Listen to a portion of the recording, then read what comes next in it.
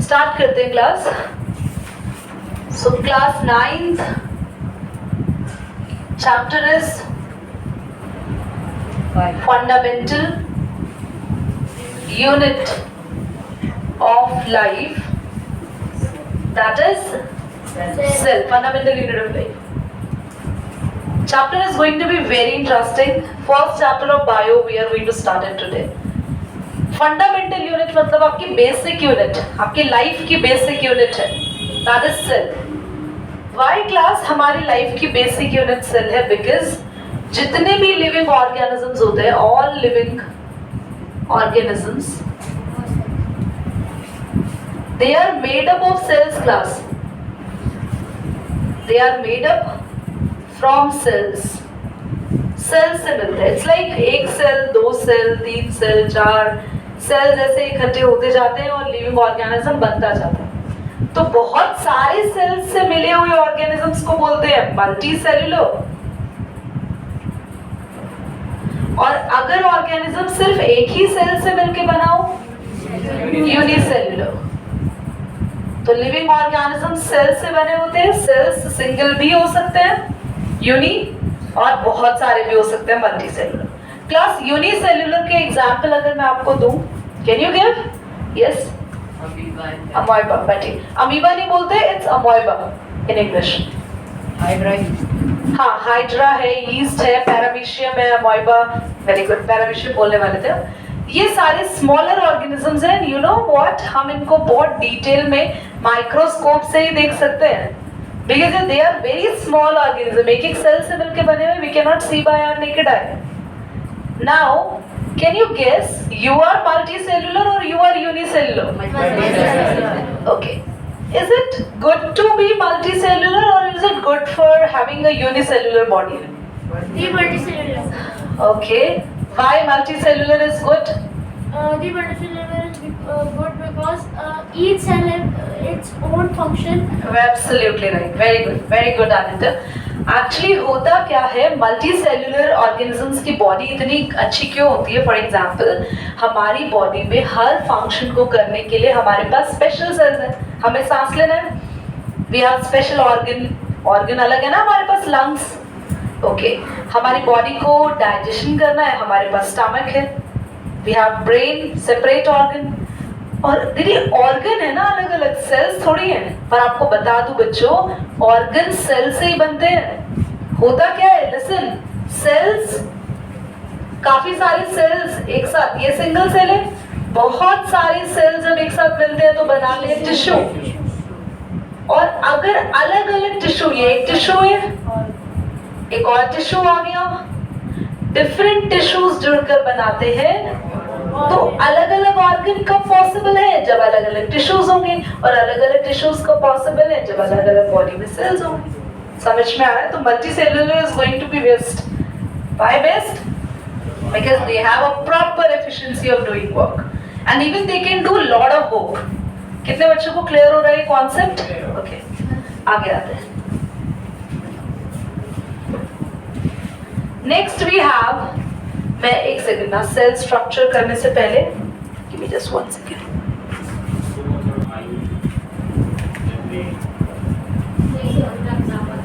Cell structure, this topic is very important. Can you guess कि cell किसने discover किया था? And I think very good. I just love to see कि most of the students को आता है. And बत्ती, Robert Hooke. Very good. So Robert Hooke was the scientist who discovered cell. ये पता है कि उन्होंने सेल्स कैसे डिस्कवर किए थे? अरे वाह, गुड. बताएं आदित्य. भी उन्होंने जब एक डेड ट्री की डेड कवरिंग जो कि बार्क होती है, Bark, yes. माइक्रोस्कोप के अंदर देखा था, तो उन्हें डेड सेल्स दिखे. Very nice. Actually what happens, वो सेल्स को ढूंढने नहीं निकले थे. मतलब ऐसा नहीं था कि वो सेल्स को अप्रोच करने निकले, बस वो माइक्रोस्कोप में एक ट्री की कवरिंग, डेड कवरिंग देख रहे थे. अब मैं जरा डेड कवरिंग बता दूं. बच्चों ट्री 2 टाइप्स के होते हैं, एक छोटा प्लांट और एक बड़ा ट्री। बड़ा जो ट्री है, एक बड़ा ट्री, उसकी आउटर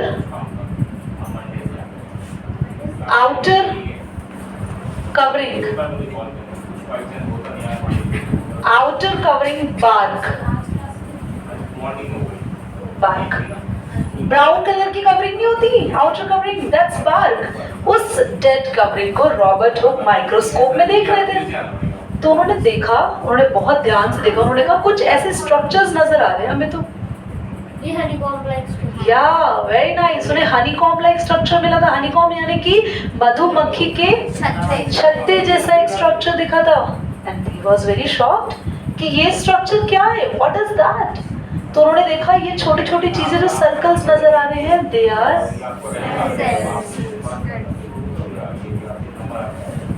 समझ में आ रहा है आप लोगों को। तो उन्होंने सेल्स को डिस्कवर कर लिया था। अब जब उन्हें सेल्स पता चले तो वो और ज्यादा डिटेल में खोजने निकले। फिर बाद में पता चला कि सेल्स 2 टाइप्स के होते हैं, we have animal cells and we have plant sales.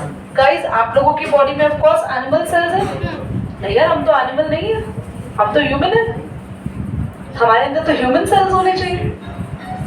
हम एनिमल्स हैं, actually we are advanced animals, we are going to evolve from animals। हम animals से ही तो evolve हुए। do you know हमारे ancestors apes हैं, apes पता है, चलो कोई बात नहीं। तो animal cells है हमारे बॉडी में, plants में plant cells होते हैं। तो हम उनके structures पढ़ना स्टार्ट करते हैं। पहले बोलो इतना क्लियर सब अच्छे से। चलो नोट्स एक बार इसके लिखवा देते हैं, पॉज करते हैं। ओके, हम आते हैं अब सेल के स्ट्रक्चर में। So class, we have cell structure में हम बात करते हैं, हमें 2 स्ट्रक्चर्स पढ़ने हैं।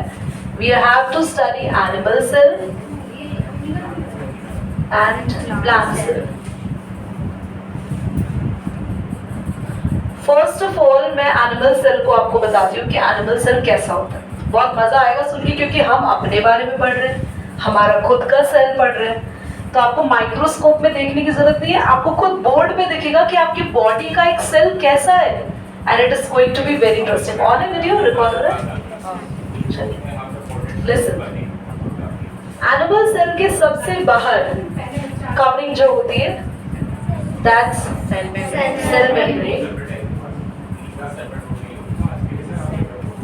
Cell membrane, that's plasma membrane. इसके बहुत सारे नाम होते हैं बच्चों, प्लाज्मा मेम्ब्रेन और सेमी परमिएबल मेम्ब्रेन और selectively permeable membrane. Permeable membrane आप ऊपर से देखिए एग्जैक्टली लिख लेना। करेक्ट, इतने सारे नाम है इसके। यस, नाउ मैं आपको एक बहुत अच्छी चीज बताने वाली हूँ जो कि एक्चुअली हायर क्लासेस में बताते हैं, बट ठीक है आपको बता देंगे। प्लाज्मा मेम्ब्रेन यू नो एक ऐसी मेम्ब्रेन है जो मूव करती है, पता है। ये मेम्ब्रेन के सेल्स जो है ना, ये जो भी जिस चीज से बनी, एक्चुअली पता है बनी भी किससे होती है। प्लाज्मा मेम्ब्रेन बनी होती है लिपिड, बायलिपिड लेयर होती है, बायलिपिड लेयर ऐसा देखा ये, और ये हल्का हल्का मूव करते रहते हैं, हल्का हल्का। तो जेली लाइक मेम्ब्रेन होती है ये। और हमारे हाथ तो हमें सॉलिड लगते हैं, हम ऐसे खींचते हैं तो हमारे तो सेल प्लाज्मा मेम्ब्रेन टूटती नहीं है। तो actually it's a very strong jelly like membrane and the membrane is about to move.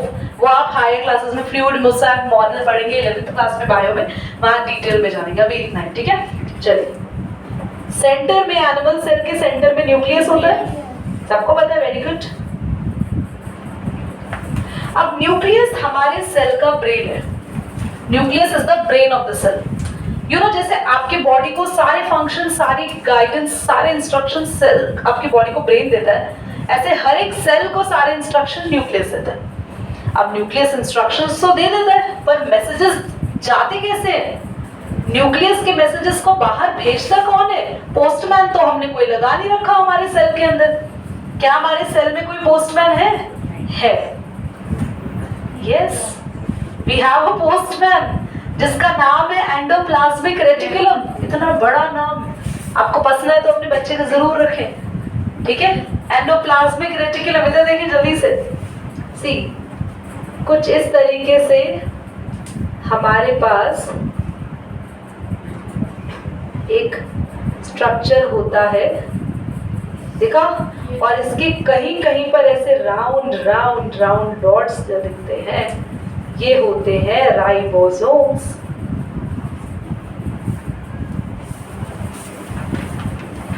ये स्ट्रक्चर क्या है? This is what? एंडो। अब जरा इसका काम देखेंगे। एक्चुअली ये एंडोप्लाज्मिक रेटिकुलम क्या करता है? ये न्यूक्लियस से सारी मैसेजेस लेता है, न्यूक्लियस की गाइडेंस को सुनता है और बहुत सारे काम करता है endoplasmic reticulum. Actually endoplasmic reticulum हमारी बॉडी में प्रोटीन्स बनाने का भी काम करता है, लिपिड्स, फैट बनाने का भी काम करता है। यदि प्रोटीन बनते हैं हमारी बॉडी में तो हमें खाना क्यों पड़ता है बाहर से? आप बताओ। जब हम जान गए कि हमारी बॉडी में प्रोटीन्स एंडोप्लाज्मिक रेटिकुलम बनाता है, और इसमें भी पता है कौन बनाता है? रियल कौन है इसमें बनाने वाला? एंडोप्लाज्मिक रेटिकुलम की सरफेस पे बैठा हुआ छोटा छोटा ब्लैक ब्लैक ये जो दानेदार चीज बनाई है मैंने, राइबोसोम्स, ये आपकी बॉडी में रियल प्रोटीन फैक्ट्रीज है। ये पढ़ेंगे अब ये आगे। बट यार इतना तो बता दो कि प्रोटीन्स खाने की जरूरत क्यों पड़ती है जब हमारी बॉडी प्रोटीन खुद बनाती है? No idea. हम जो प्रोटीन्स खाते हैं वो हमारी ग्रोथ के लिए, और ये जो प्रोटीन्स है ये केमिकल्स है जो पूरे दिन बॉडी में काम होना है, फूड डाइजेस्ट होना है, कहीं पर केमिकल से कोई सिग्नल जाना है। आपने गर्म चीज पकड़ी है, कोई ब्रेन में सिग्नल पहुंचाना है कि हाँ ये चीज गर्म है, हाथ हटाओ अपना। कोई भी चीज आपकी पूरी बॉडी में सिग्नल्स जा रहे हैं, केमिकल हैं, आपकी बॉडी में और भी बहुत सारे काम होने हैं, उन सब के लिए प्रोटीन्स चाहिए होते हैं। तो बॉडी के फंक्शनिंग के लिए जो प्रोटीन्स बनते हैं वो बॉडी खुद बना लेती है, और बॉडी के सेल्स में कौन बनाता है? समझ में आया? और राइबोसोम्स जहां होते हैं वो सरफेस थोड़ी सी रफ हो जाएगी या नहीं होगी? बोलो, है ना? सरफेस पे ऐसे दाने दाने से गिरे हुए, तो ये वाला एंडोप्लाज्मिक होता है रफ, और जहां नहीं होते स्मूथ। अभी डिटेल में इसके बारे में हम लोग आगे पढ़ेंगे। ये दोनों चाहिए, रफ और स्मूथ दोनों? हाँ, रफ और स्मूथ दोनों टाइप के होते हैं, एक साथ ही जुड़े होते हैं। जहाँ राइबोसोम्स हो गए वो रफ, जहाँ नहीं होते वो सरफेस स्मूथ है, स्मूथ एंडोप्लाज्मिक रेटिकुलम। इसके अलावा हमारे पास ये फुटवेयर जैसी शेप का एक, इसके अंदर की मेम्ब्रेन बेचारी ऐसे फोल्ड होती है, यस, माइटोकॉन्ड्रिया। एंड ये तो हमारी बॉडी का पावर हाउस है बच्चों, सारी एनर्जी ये देता है। इसे पावर हाउस, सच में पावर हाउस कहते हैं, मैं नहीं बोल रही, इसे कहते हैं पावर हाउस है। 1 मार्क का हिट क्वेश्चन आएगा आपके एग्जाम में पक्का, 110%। Which is the power house of your cell? Mitochondria. और ये जो एनर्जी बनाता है ना वो किस फॉर्म में बनाता है? ये भी क्वेश्चन आता है, एटीपी पढ़ेंगे बाद में, ओके? उसके बाद एक और आते हैं, एक सर और आएंगे हमारे पास अभी, ये सर आ गए। वेरी गुड, तुम लोगों को तो यार जल्दी सब कुछ पता है पहले से। इसमें ये वैक्यूल, सिस्टर्ने, ये सब चीजें भी हैं। ये जो भैया आए हैं ये हैं गोल्जी, गोल्जी बॉडीज या गोल्जी एपरेटस भी कहते हैं। और इसको सर्च भी इसी नाम के साइंटिस्ट ने किया था, कैमेलियो गोल्जी। उन्होंने सर्च किया था इसलिए अपना नाम रख दिया। उन्होंने कहा मैं गोल्जी, तू भी गोल्जी, हम दोनों गोल्जी, गोल्जी फैमिली बनाएंगे। तो ही वाज वेरी हैप्पी, चलो ठीक है। और इसके बाद हमारे पास आता है ये कॉर्नर पे वैक्यूल, वेरी गुड, बहुत सारा लिख चुके हैं। ये वैक्यूल है, ठीक है बच्चों, मैं तो स्पेस नहीं मैंने ऐसे लिखा।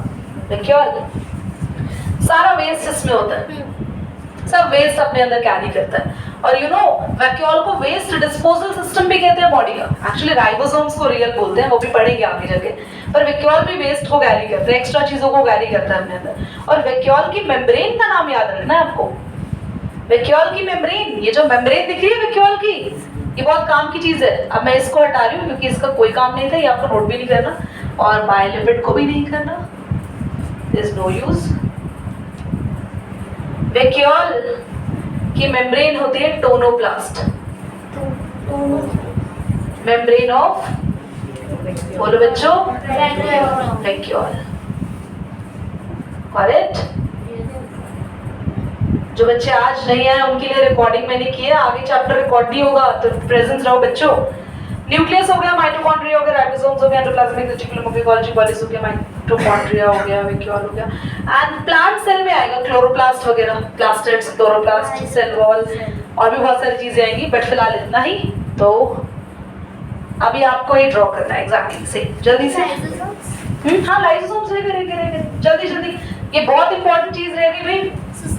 वेस्ट डिस्पोजल सिस्टम मेन वही होते हैं और हमारी बॉडी के अंदर ये सोसाइटल बैग्स के नाम से जाने जाते हैं। क्यों जाने जाते हैं? खुद भी मरते हैं, सेल को भी मार देते हैं। सोसाइटल बैग्स समझ में आया क्यों बोलते हैं सोसाइटल बैग्स? पढ़ेंगे अभी आगे।